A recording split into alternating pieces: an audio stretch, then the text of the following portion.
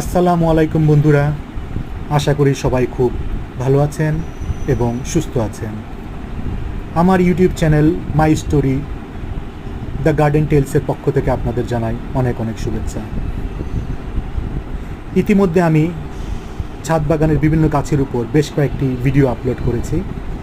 যারা যারা ভিডিওগুলো দেখতে পারেননি তারা এই চ্যানেলটি সাবস্ক্রাইব করে ভিডিওগুলো কোনো এক সময় দেখে নিতে পারেন। আজকে নো দ্য প্ল্যান্টের পর্বে আমরা ছাদ বাগানের খুব পপুলার একটি গাছ সফেদা গাছ সম্পর্কে জানার চেষ্টা করব। প্রত্যাশা থাকবে সম্পূর্ণ ভিডিওটি আপনারা আমাদের সাথেই থাকবেন।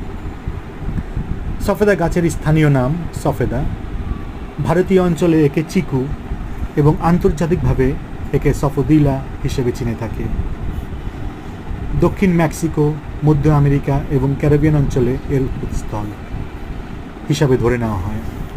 উচ্চতা সাধারণত 9 থেকে 15 মিটার হয়ে থাকে এবং ফল গোলাকৃতি বা ডিম্বাকৃতি হয়ে থাকে। বাদামি খোসাযুক্ত, মিষ্টি ও দানাদার টেক্সচার এর বৈশিষ্ট্য।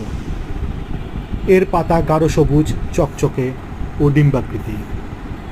ফুল ফোটার 6 থেকে 8 মাস পর ফলে পরিপক্কতা আসে।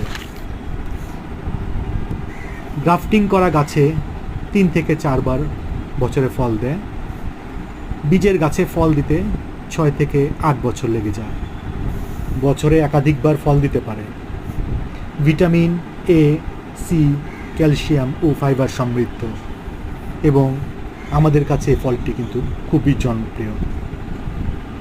আশা করি বন্ধুরা ভিডিওটি আপনাদের ভালোই লেগেছে।